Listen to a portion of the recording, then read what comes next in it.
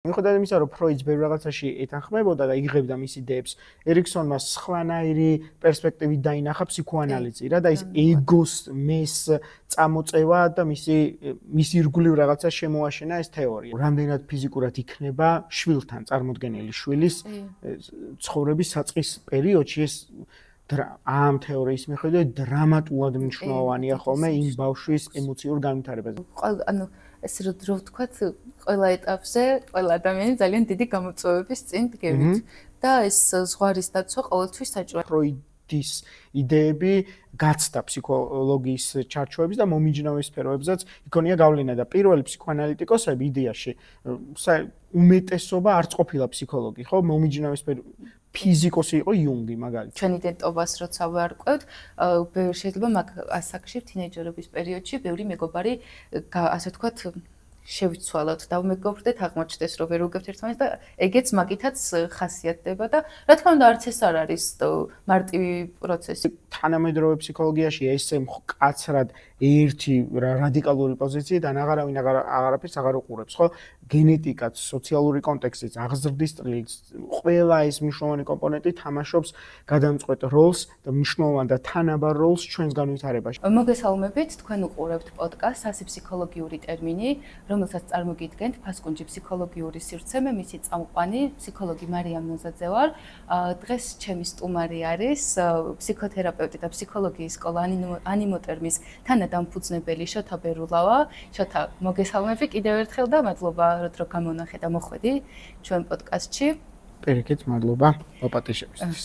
დღეს ჩვენ მე და შოთა ერთად ვეცდებით ვისაუბროთ და უფრო გასაგები ენით და გასაგები ტერმინოლოგიით მოვიტანოთ მაყურებლამდე, დაინტერესებულ მაყურებლამდე ინფორმაცია ერიკერიქსონის განვითარების თეორიების შესახებ. დასაწყისში სანამ შენ რა თქმა უნდა უფრო რცლად განაცოფ, ვიტყვი იმას, რომერიksoni მეს თეორიას და კონცეფციას ძალიან დიდ მნიშვნელობას ანიჭებდა და თვლიდა, რომ ასე ვთქვათ, სიგმუნდ ფროიდს კარგად ეთანხმებოდა, ასე რომ ვთქვათ და თვლიდა, რომ ყველა ასაკის კატეგორიაში არის განვითარების სხვადასხვა ფაზები და მან გამოყო 8 განვითარების ფაზა, რომელსაც ახლა შოთასთან ერთად ჩავშლით და ვისაუბრებთ, ვეცდებით, რომ ცხოვრებისეული მაგალითებიზე დავფუძნებით და დაყრდნობით, რომ ჩვენი მაყურებლისთვის უფრო ნაცნობი სიტუაციები განვიხილოთ, გავშალოთ ეს თემა და შეგვიძლია დავიწყოთ.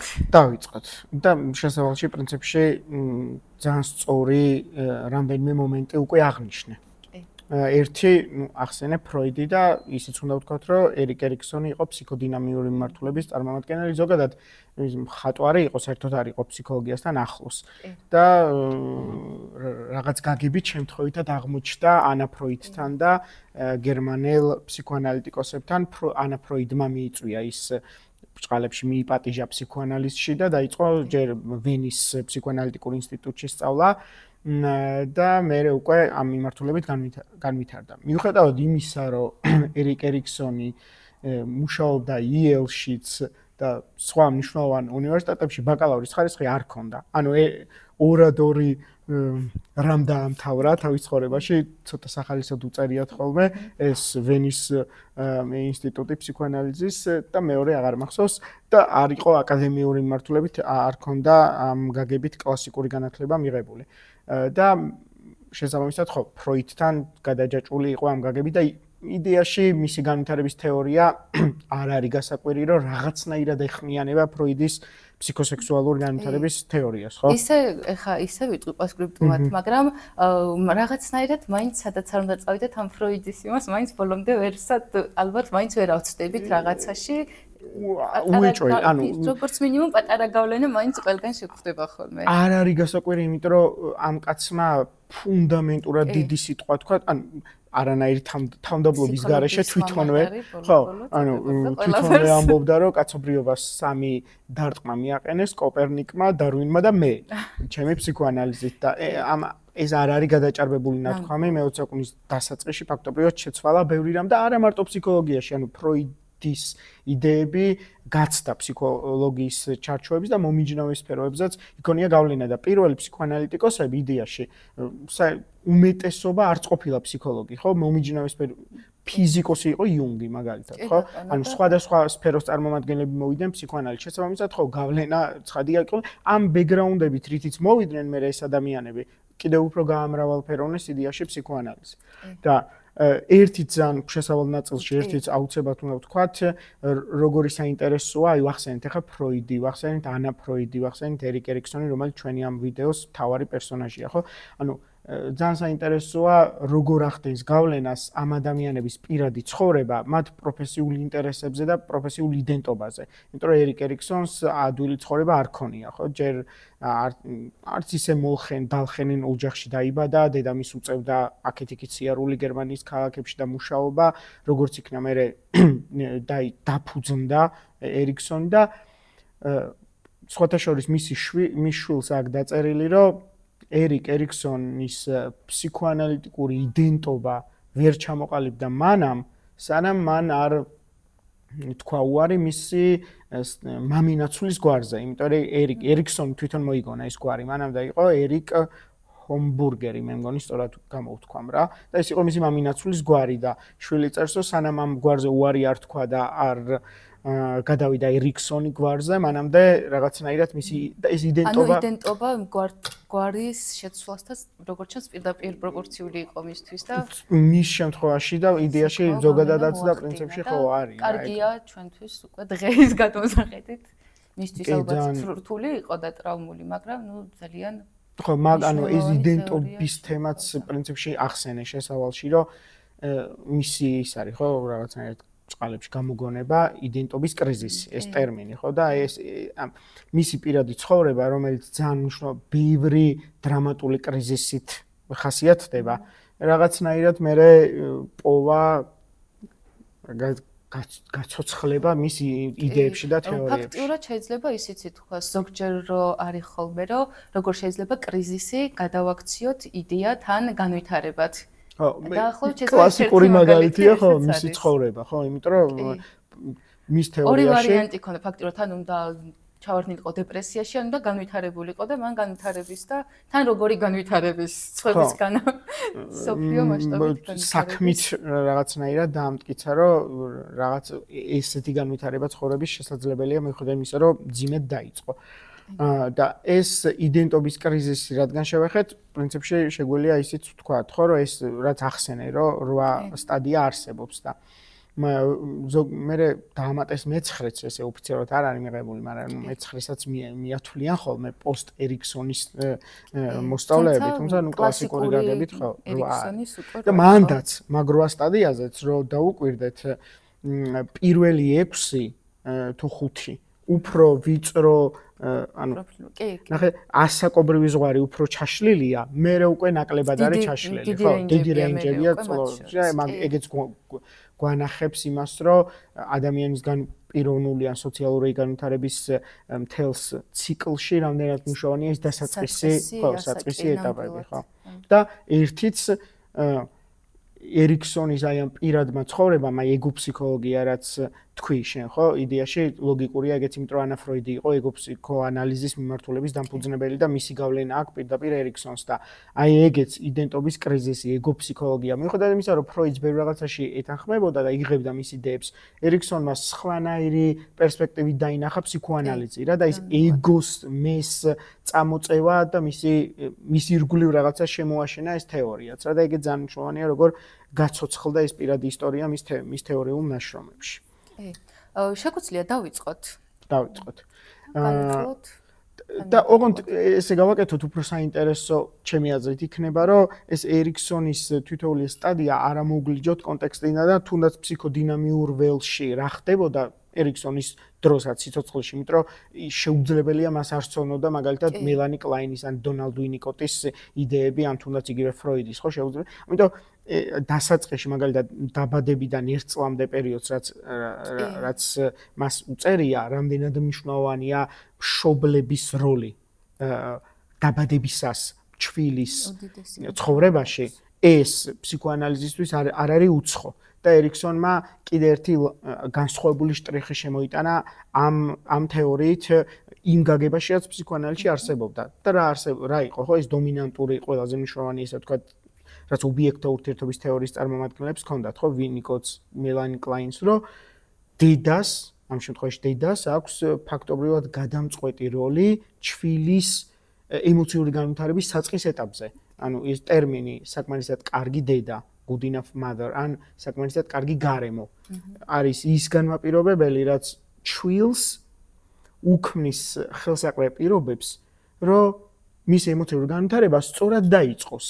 და თანამედროვეობაში რომ გადმოვიტანოთ ახლა და ყოველდღიურობაში რომ გავშალოთ ეს. კი, აი ეს საინტერესო იქნება, ჩვენ ვეცადოთ რომ ამ მიმართულებით განვიხილოთ, რომ ადამიანები, ანუ ჩვენ მომაყურებელმა რამდენადაც შეიძლება რომ სასარგებლო და გამოსადეგი გახდეს მათთვის ეს გადაცემა მაქსიმალურად. მეც მაქსიმალურად ვეცდები რამდენადაც ჩემი კომპეტენცია მომცემს საშუალებას. ყოველთვის ამ მიმართულებით ხარხალმე მოტივირებული. ხო და დღეს განსაკუთრებით ძალიან ის არის, როგორი გამოწვევა არის, როცა მაგალითად, თან პრაქტიკული მაგალითად ვიყო, როცა მშობიარობის შემდეგ ქალებს არ აქვს ხშირ შემთხვევაში საშუალება, რომ ის დეკრეტული შვებულება გამოიყენოს საკმარისად, ან თუნდაც რასაც იყენებენ, ეგ არ არის საკმარის იდეაში რა. იმიტომ რომ ჩვილს როცა მაგალითად ჯერ პრე-მშობიარობამდე სტადია რამდენად მნიშვნელოვანია და ხშირად არის ხოლმე შემთხვევები, რომ მაგალითად მერვე თვეში არის ქალი ორსულად და ჯერ კიდე სამსახურში დადის და ძალიან დიდი დატვირთვით მუშაობს. ამასო თავი დავანებოთ პოსტმშობიარობის პერიოდი, რომელიც ბევრ ცვლილებას იწვევს, როგორც დედის ფსიქოემოციურ სფეროში, ასევე შვილის, ამ დროს როცა ხდება მაგალითად სამწუხაროდ, ამ შემთხვევაში არ ვაბრალებ მშობლებს და მით უმეტეს დედებს, ეს მათი ბრალი არ არის. იმ გარემო პირობებიდან გამომდინარე, რასაც ჩვენ ცხოვრობთ, ხო, ამ წუთას, რომ უცებ ერთი თვის ჩვილი ან ორი თვის ჩვილი შეიძლება დარჩეს დედის სრული ყურადღების გარეშე. არა ბოლომდე უყურადღებოთ, არამედ დედა იძულებული გახდეს წავიდეს სამსახურში, სადაც ჩვილს ვერ წაიყვანს. კი, და ეს მამაზე უნდა ვახსენოთ, რომ ეს არ არის მშობლის სურვილით გამომდინარე, ეს არის თვითგადარჩენის აუცილებლობა, იმიტომ რომ ჩვენ ყველამ ვიცით, რომ თუ არ ვიმუშავებთ, ვერც საკუთარ თავს და ვერც რა თქმა უნდა შვილებს ვერ შეუქმნის ადამიანი შესაბამის გარემოს და ალბათ ამაზე უფრო ორგანიზაციული კულტურა და პასუხისმგებლობაც უნდა იყოს მეტად მოტივირებული, რომ თვითონ ალბათ კომპანიის მმართველი იქნება ეს თუ HR-ი, მისი პირდაპირ ინტერესი უნდა იყოს, რომ სწორად განწყობილი თანამშრომელი, სწორად დასვენებული ადამიანი, რომელიც მერვე თვეშია, არ ვიცი, მე არ მაქვს გამოცდილებაში, არ ვარ ჯერ დაქორწინებული, მაგრამ ვფიქრობ, რომ საკმაოდ რთული მომენტი იქნება მერვე თვეში ყოფი ადამიანისთვის გრაფიკით მუშაობა. იმიტომ რომ ზოგჯერ ისე ვიღლებით, არ არის აუცილებელი, რომ მას გავს განსაკუთრებულ პირობაში იყო და მით უმეტეს მე როცა უკვე ბავშვი პატარაა და უწევს იმის გამო, რომ სამსახური არ დაკარგოს, იმაზე ადრე გამოსვლა, ვიდრე წესით უნდა ხდებოდეს. კი, ნამდვილად აი სოციალური და ეკონომიკური. მე მგონი ეს პასუხისმგებლობაც უნდა იყოს კომპანიებში უკვე ნელ-ნელა მაინც უნდა დაიწყოს და პატივისცემა იმ კომპანიებს, ვინც ზუსტად აკეთებს ისე როგორც საჭიროა. ნამდვილად და ეს სოციო-ეკონომიკური კონტექსტი, რაც დიდ გავლენას ახდენს იდეაში დედის ფიზიკურად, ანუ რამდენად ფიზიკურად იქნება შვილთან წარმოდგენილი შვილის ცხოვრების საწყის პერიოდში ეს ამ თეორიის მიხედვით დრამატულად მნიშვნელოვანია ხოლმე იმ ბავშვის ემოციური განვითარებაზე. რას ნიშნავს ეს ემოციური განვითარება? რაღაც უცნაური ტერმინი ხო არ არის. ემოციებზე შეიძლება რომ ცალკე ისაუბროთ, მაგრამ აი ეს ემოციური განვითარება, რაც ხშირად არის ამ თეორიაში ნახსენები, აი უფრო მერე ცოცხლდება, აი მეორე სტადიაზე ერიქსონის ამ თეორიის 1-დან 3 წლამდე პერიოდში, როცა ჩვილმა უნდა დაიწყოს რაღაც შეგრძნებების შეგრძნება. მაგალითად აგრესიის, მაგალითად ფრუსტრაციის, მაგალითად სიყვარულის, ან რამის, რაც მის გონებაში ცოცხლდება და საჭიროა ადამიანი, ვინც მის გვერდით იქნება, რომ მარტო არ იგრძნოს ამ ყველაფერთან თავი.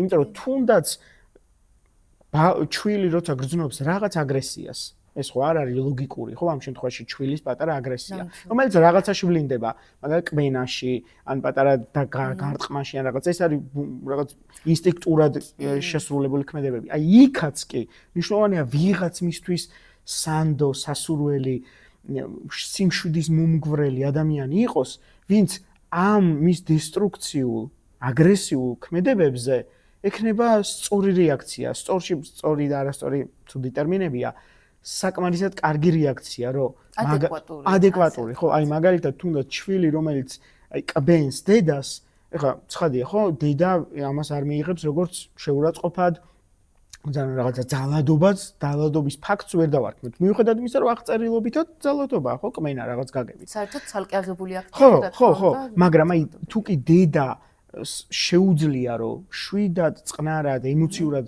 სწორად მიუდგეს შვილს, ესეთი პატარ-პატარა აქტები, ესეთი პატარ-პატარა ქმედებები, რომელიც ხშირად ხდება დასაწყისში, პირველ წლებში, სწორად არის მიღებული და ემოციური კავშირი შვილს და დედას შორის არის ჩამოყალიბებული, რასაც მაგალითად ერიქსონი დიდ მნიშვნელობას ანიჭებს აი ამ თეორიის მიხედვით, ხო? ეს ურთიერთობა და დრო და სივრცე, რომელსაც დედა და ჩვილი ერთად ქმნიან. ეს არ არის მარტო აღებული, რომ ახლა არ უნდა წარმოვიდგინოთ, რომ მშობლებმა რაღაც ტემპერატურაზე უნდა ვიზრუნოთ მაინც და მაინც, ან რაღაც სინათლეზე, ან რაღაც ცხადია, ეს გარემო პირობებიც ძალიან მნიშვნელოვანია, მაგრამ უპირველეს ყოვლისა ემოციური კავშირი. ანუ რამდენად ისმის მშობელს პატარა ბავშვის მოთხოვნილება. კი. ღამე რო ტირის, ეგ არ ნიშნავს, რომ ძალით ტირის ან ნერვებს გვიშლის, პირობითად. მიუხედავად იმისა, რომ მშობლები ძალიან დაღლილი შეიძლება ვიყოთ, მთელი დღე მუშაობით და ერთი სული გვაქვს დავიძინოთ და ამ დროს ეს პატარა ჩვილი არ გვაძინებს.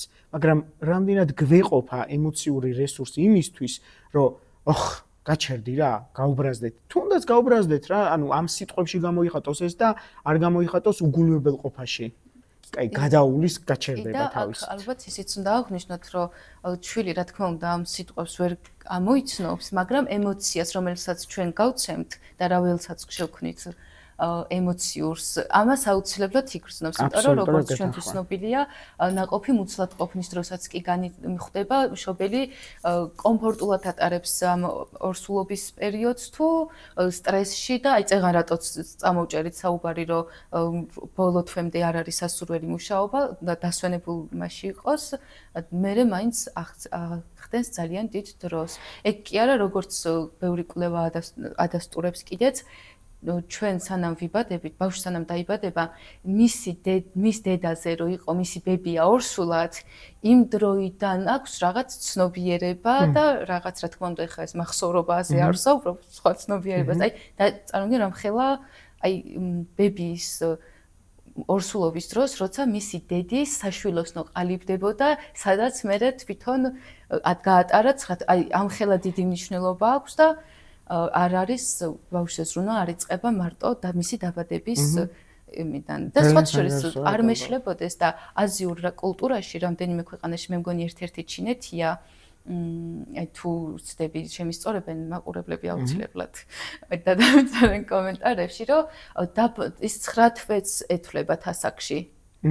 ჩვენ ხო დაბადებიდან ვიწყებთ და ის პლუს 9 თვეც ასაკში ეთვლებათ და მე მგონი სწორი განვითარების თვალსაზრისით აი ის რაც ცოტა ხნის წინ ახსენე, ეგ კარგად ებმის ამას და ანუ იმას, რომ შეიძლება ვერბალურად შეიძლება კომუნიკაცია ვერ დაამყაროს ჩვილმა დედასთან და რაღაცა რამდენიმე კვირის როცა არის, მაშინ ან მუცლს ყოფნის დროს იქ რაღაცა არ უთხრას, ცხადია, ხო? მაგრამ აი ეს ემოციური კავშირი არის ძალიან მნიშვნელოვანი, რასაც ჩვენ არავერბალურად ისედაც ვგრძნობთ, ზრდასრულობაშიც ვგრძნობთ, ხო? ორი ზრდასრული ადამიანი შეიძლება ერთმანეთს არ ელაპარაკებოდეს კონკრეტულ მომენტში. ერთად იყვნენ ფიზიკურად, მაგრამ აი მათ შორის ეს ემოციური განწყობას გრძნობდნენ რა დამოკიდებული. შეიძლება გიღიმოდეს კიდეც, მაგრამ იმდენად მოდიოდეს ის რეალურად შინაგანად რასაც განიცდის შენს მიმართ, რომ ხდებოდა რომ ნუ რაღაცა ცოტა ეს ის ყივილი. ხო, ან ეს ძალიან ბუნებრივი ამბავია, უნარია ჩვენი ადამიანებისთვის ადაპტაციისთვის, რაც ზოგჯერ ადაპტაციისთვის ცალსახად ეგ უნარი ძალიან მნიშვნელოვანია ხოლმე ნამდვილად.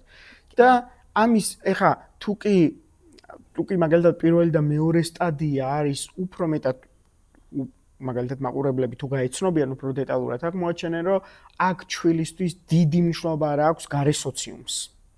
რამდენიმე ადამიანს კი მშობლებს და ძალიან ვიწროს, მაგრამ აი ეხა ბიძაშვილი მოვა თუ მიხარი დედა მამა და ნუ დაანცმათ თქოს თავისივე ბიძა და ბიძაშვილი დიდი პატივისცემა მათ მიმართ ეხლა დიდად შეიძლება მათ არ ქონდეთ დიდი გავლენა ამ კონკრეტული ჩვილის ცხოვრებაში თუმცა აი მესამე სტადიაზე როცა უკვე იწყება 3-დან 6 წლამდე პერიოდი აი მანდ უკვე ჩვილი იწყებს რაღაცნაირად აი ამ პატარა ფარდის უკან სცენიდან დიდ სცენაზე გადმოსვლას იმიტომ რომ უკვე აქ შემოდის ტერმინები კარგი ბიჭი, ცუდი ბიჭი, ეს უკვე სოციალური ფსიქოლოგიის კონტექსტიც რო შემოვიტანოთ თუნდაც, რაც პირდაპირ ძალიან კარგად ეხმიანება ერიქსენის განვითარების სტადიას, ხო? და აქ შემოდის უკვე იმის განცდა, რომ მე უბრალოდ მე რაც მინდა ის კი არ ვარ, ან მე რაც წარმომიდგენია ის კი არ ვარ. უკვე ხვდები, რომ მე რომ მომინდა ის სათამაშო, მაგრამ ჩემნაირი აღმოჩნდა ბაღში 1-5-7, რომელსაც ასევე ის სათამაშო უნდა. და ეს ინტერესთა კონფლიქტი და ის პატარა ჩანასახი სოციალური ურთიერთობების რომ მე სად მთავრდება ის მეს შეგრძნება, სად მთავრდება ჩემი სურვილები, ჩემი ინტერესები, ყველაზე ფართო გაგებით ეგოისტობა და სად შემოდის სხვების ინტერესები და სად უნდა აღმოვაჩინო მე სივრცე რომ კომფორტულად ვიყო თან რაღაცა გარიყულად არ ვიგრძნო თავი და თან ახლა ჩემი სურვილებიც დავიკმაყოფილო რაღაცნაირად რომ ისე არ იყოს რომ ყველაფერზე უარი ვთქვა ხო? თან ბავშვს თუმეტეს ამ ასაკში ესე არ შეიძლება ჯერ სხვას დაუთმე, ჯერ სულ შენი, აი ეს თქვენი როგორ არ მიყვარდა ხოლმე ბავშვობიდან, აი სულ შენი არ არის. ხო და სულ ჩემი რა იმას ნუ იმ ბავშვის იმაში რომ დავბრუნდე სულ ჩემი როა მინდა რომ მაგ დროსაც ჩემი იყოს და ეგ არ არის ხოლმე ისეთი არგუმენტი სულ ორ ხდება სავარაუდოდ ბავშვების უმეტესობა რომ სულ შენი არ არის რა არგუმენტია იმისთვის რომ მან თავისი ნიუტი რომელიც იმ მომენტში თვითონაც უნდა სხვა ბავშვს დაუთმოს თან თუ ეს ბავშვი უბრალოდ სტუმარი არიან დიდი ემოციური და მე არ აკავშირებ ხო მაინც ასე თუ ისე თან ხდებით რომ ემოციები განსაზღვრავს ამ ამოძრავებელი არის ემოციები მან ხო არის ხა ბრაზილას ნიშნავს და უბრალოდ იგრძნობს რა თუ გაბრაზდება, გან არ გაბრაზდება, მაგრამ უბრალოდ ვერ მიხვდება, რომ ნამდვილად ემოცია არ მოეწონება უბრალოდ. მე რო პატარა ვიყავი, მახსოვს რომ მომიტანეს ისა კომპიუტერი, დენდის კომპიუტერი და მარიო იყო იქ თამაში და მიყვარდა ამ თამაშის თამაში და სახლში იყო ეგეთ შეთანხმება რომ მე გაკვეთილებს თუ მეცადნები მოვამთავრე და მე რა შემიძლია თამაში. ეს ჩვენ ის არის კლასიკი. რამდენიმეჯერ მოხდა ისე რომ ის გაკვეთილები რომ დავამთავრე და აი ხა მთელი სიამოვნებით უნდა მეთამაშო ამ დროს მოვიდნენ ნათესავები. და ის ჩემზე პატარა თან, მაგრამ მან ძალიან მნიშვნელოვანი ასაკს, როცა შენზე დიდი მოდის, იმას შეიძლება თავი მოაწონო რომ ნახე მე რა მაქვს და მიდი შენც ითამაში, მაგრამ აი შენზე პატარა რომ მოდის, რომელთანაც არა გაქვს ის მოთხოვნილება რომ ხა ამას თავი მოვაწონო და პირიქით იმან უნდა დაგიწყოს რაღაცეები მათხოვა იმათამაში, აი მან შემოდის აი ეგ თამაშდება და მეც მაგ ეგ გამოცდილება ნამდვილად როგორი რთულია ხოლმე ამ უარის თქმა. ვერავინ ვერ ავწდით. ვერავინ ვერ ავწდებოდა. და აი 6 წლის შემდეგ რომ აი 3-დან 6 წლამდე პერიოდით უკვე აი ამ ვიწრო მიკროსოციუმიდან ვიწრო სოციუმში გადავდივართ, ან ნათესავებიან, ახლო მეზობლებიან ეს. აი 6 წლის მერე უკვე გავდივართ ასპარეზზე, სადაც ფაქტობრივად სრულიად უცხო ადამიანებთან ერთად შეიძლება აღმოვჩნდეთ, ხო? აქ შემოდით, ხო? პრისკული, სკოლა, სადაც აღმოვაჩენთ, რომ მაგალითად თუ კი მანამდე ამ ვიწრო სოციუმისთვის ჩვენ ვიყავით ყველაზე ჭკვიანები, ყველაზე ესეთი უნარიანები, ტალანტით და ნიჭით ახსილები და გენიოსები და ასე შემდეგ, მე აღმოჩნდა, რომ ჩვენთან ერთად ოთახში აღმოჩნდა 18 გენიოსი. და ვეღარ გქონდათ თავს განსაკუთრებულება. ვერ, ამიტომ ჩვენ გვჭირდება, მე იწყება აი ესეთი არჩევანი. ძალიან ეხლა ვამარტივებ პროცესს, მაგრამ მაინც რა პირველი კლასელი მშობლების ყველაზე დიდი წუხილი, რომ როგორ ადაპტირდება ჩემი შვილი სკოლაში და ბევრი სკოლა ძალიან კარგია ბოლო პერიოდში, რომ დიდ ყურადღებას აქცევს ამას რა, მათ შორის დამრიგებლებიც, მასწავლებლებიც, ადმინისტრაციაც დიდ ყურადღებას უთმობს, ფსიქოლოგები, რომ პირველი კვირები, პირველი თვეები, ხო, იყოს მნიშვნელოვანი, იმიტომ რომ ხა ის ბავშვი ადაპტაციას გადის სრულიად უცხო გარემოში. ეხლა პრისკულში ვინც დადის და მე იმავე სკოლაში გადადის, იმისთვის კიდე ნაცნობი გარემოა. შეიძლება სახეზე იცნობს ზოგიერთ მოსწავლეს, მასწავლებელს და კიდე ხო, მაგრამ აი მიუხედავად ამისა, მათთვისაც დიდი ცვლილებაა და ეხლა წარმოვიდგინოთ სრულიად უცხო გარემოში როცა აღმოჩნდება პირველ კლასელი, რამდენად მნიშვნელოვანია მისთვის, აი იმის განცდა, რომ მას აქვს კონკრეტული ადგილი და არ ჭირდება ამ ადგილის მოპოვება. მათ შორის დამრიგებლის გულში ადგილის მოპოვება. და ეს არის მთელი გამოწვევა დაწყებითების მასწავლებლებისთვის, რომ საკმარისად, აი ნახე, დედის რა თქმა უნდა დედის როლი და დედის ფიგურა ვერ ნაცვლდება და ეგ არის კიდე ერთი შეცდომა, რასაც სამწუხაროდ მასწავლებლები მასწავლებლები უშვებენ, ხო, დედის დაძახება რაღაც. არა, მაგრამ გავს რაღაცა რომ დედის მსგავსად ხო, საკმარისად კარგი მზრუნველობა უნდა მისცეს თვითოულ მოსწავლეს დამრიგებელმა.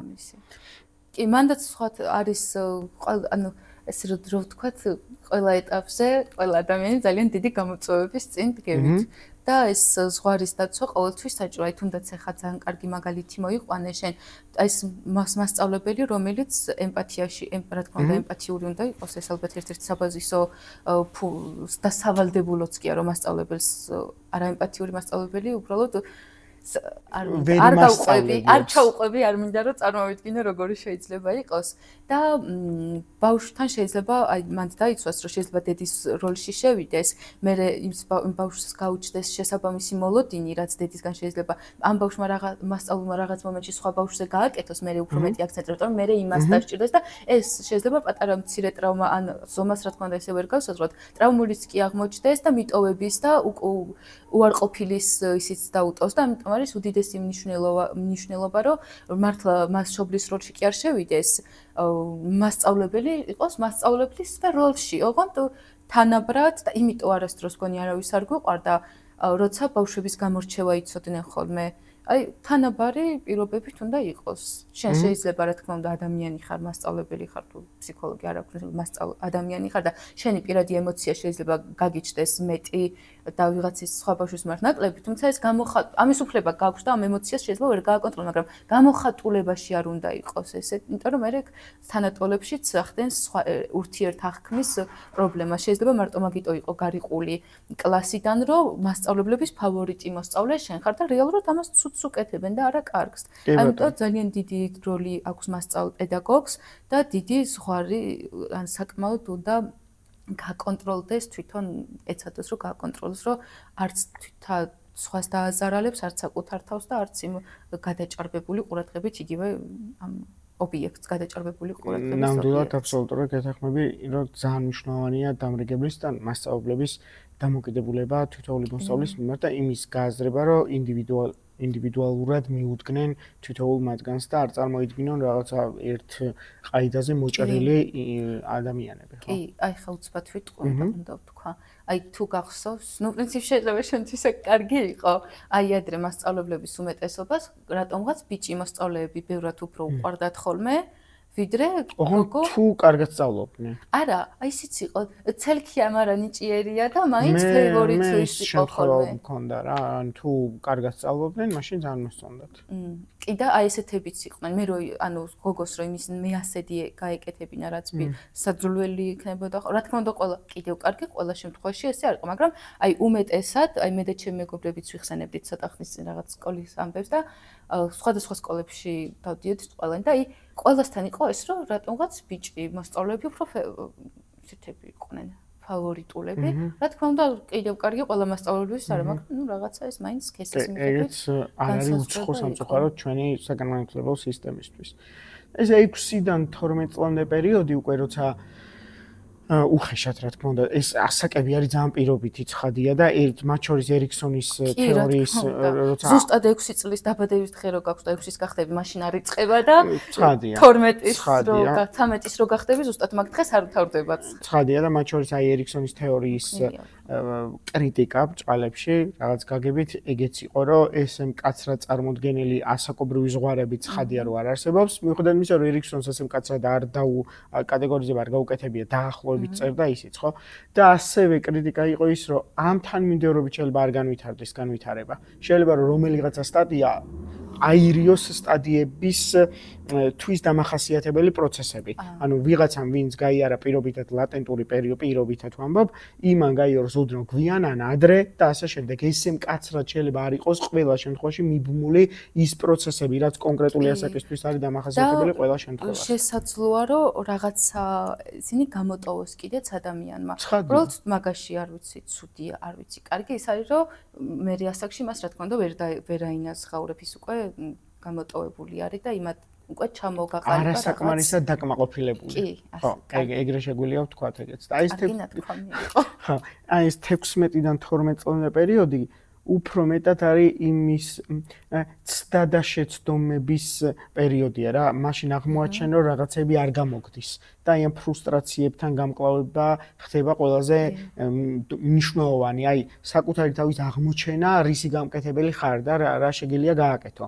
და ამ დროს იგივე მშობლების თუ აღმზრდელების როლი რამდენად კარგად იქნებიან, რამდენად საკმარისად იქნებიან შენ ცხოვრებაში წარმოდგენილი, რა უკავშირს მოგცემენ. ეს დიდწილად განაპირობებს მე იმას, შენ თავზე რა წარმოდგენა გექნება, ხო? იგივე მაგალითად გარდნერის მრავალმხრივი ინტელექტის თეორია ამბობს, რომ ჩვენ ყველაფრის ნიჭი გვაქვს და უბრალოდ იმაზეა დამოკიდებული გარემოს კონტექსტს და სიტუაციას როგორ გადათამაშდება, რომ ჩვენ განვივითაროთ ეს უნარი.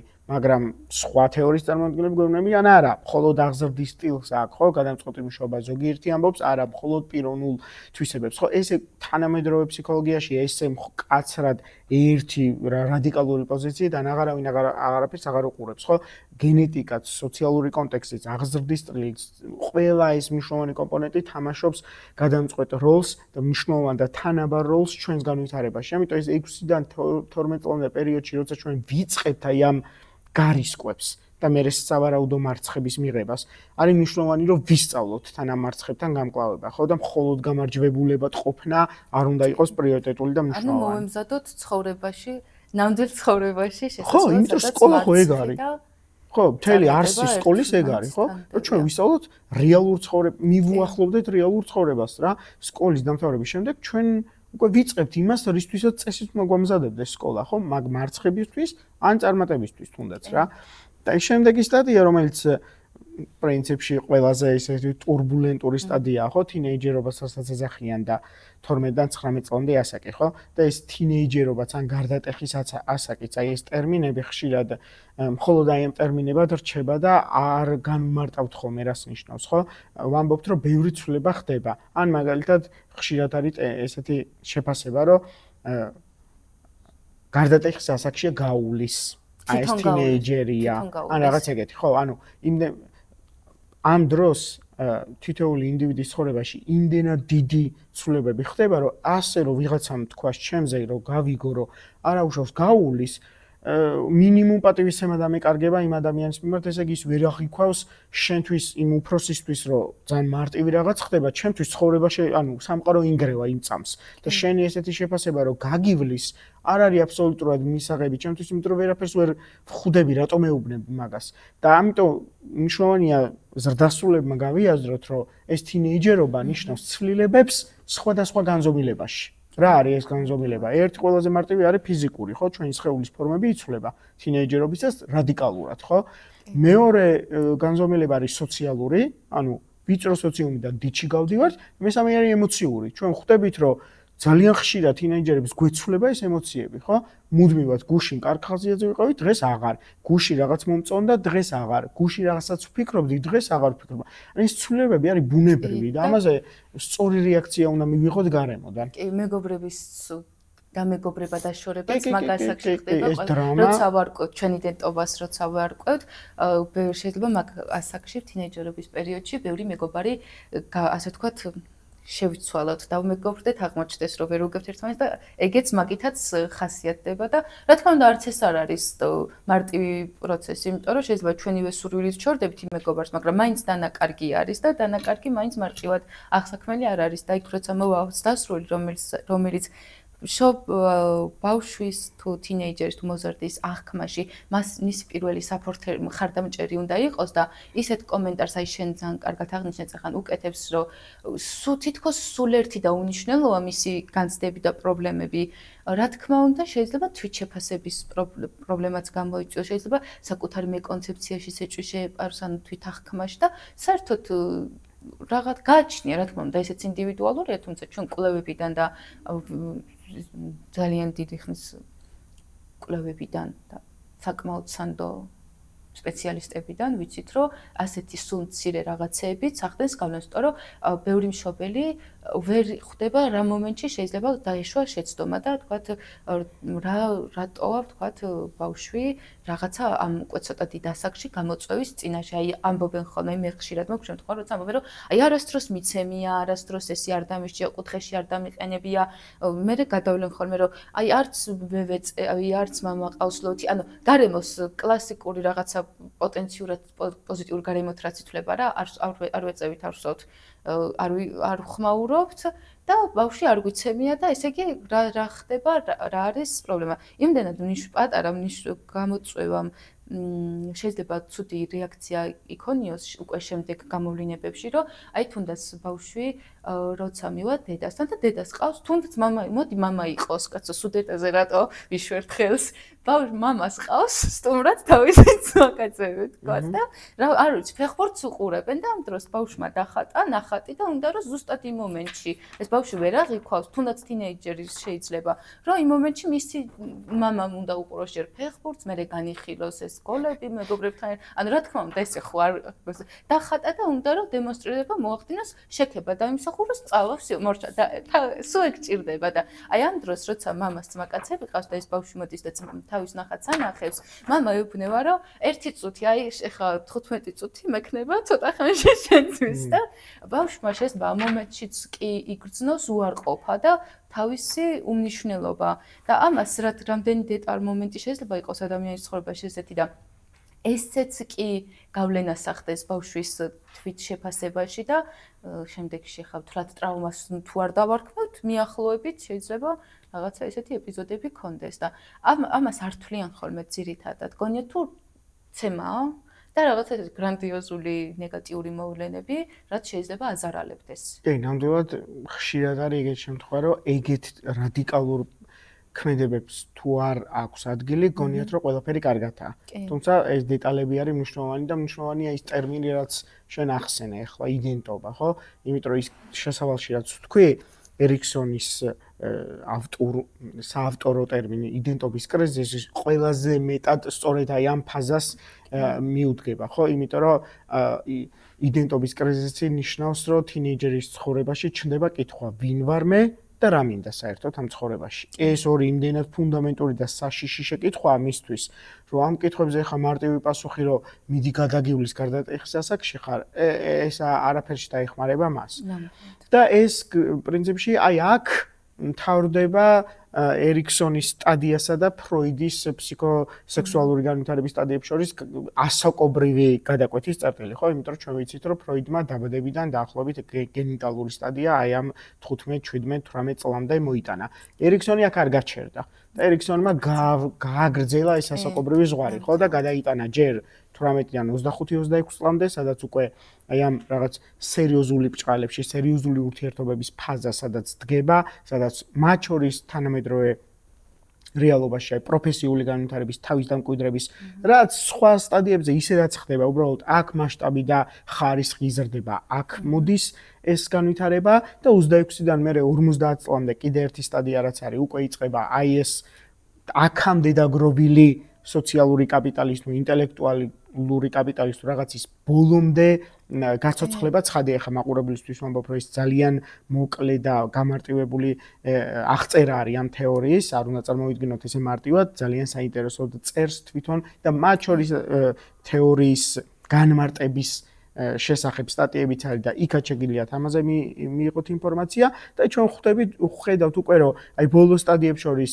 ეს როგორც უკვე ახსენე შენ ასაკობრივი ზღვარი იზრდება უკვე 2 3 3 5 წელი კი არა 10 15 წელია და ბოლოსკენ უკვე მიდის ბოლო სტადიაზე რაც 60 პლუს სტადია არის ზოგან 65 პლუს სტადია სადაც უკვე ადამიანის ცხოვრებაში დგება მომენტი როდესაც ის უკვე იწყებს სხვებზე ამ შემთხვევაში ახალ თაობაზე ზრუნვას და სხვათა შორის აქვე ეს კრიზისი მხოლოდ არ ნიშნავს იმ პუბერტატის ასაკის კრიზისს. ყველა სტადიაზე კრიზისი დგება და 65 წლის ასაკის ადამიანების კრიზისი არის ისევ საკუთარი თავის პოვნა, ოღონდ ახალ სოციალურ კონტექსტში. თუ კი მანამდე მას უხდებოდა საკუთარი თავის ჯერ აღმოჩენა, გააზრება და დამკვიდრება, ახლა იცვლება კონტექსტი და მას სჭირდება საკუთარი თავი დაინახოს როგორც საჭირო ოჯახის წევრებთან მიმართებაში. ახალი როლებით და ახალი გამოწვევებით. იმიტომ რომ ბებია და ბაბუის სოციალური როლი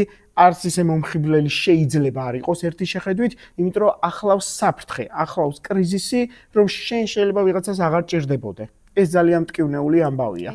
ამიტომ ეს სწორედ ამაში არის ამ თეორიის ხიბლი, რომ ერიქსონმა შეძლო და ის რაც ფროიდმა დაწერა, ჯერ ერთი ახალი თვალით დაგვანახა, განსხვავებული შუქი დაანათა მთელ ამ პროცესს, რაც 16-18 წლამდე პერიოდს მოიცავს და პლუს ამას გაახანგრძლივა. და გვანახა, რომ აქ არ მთავრდება ყველაფრის განვითარება და ის კრიზისები, რაზეც მთლიანად ეს თეორია საუბრობს, ხო? და ხშირად არის ტერმინი გამოყენებული.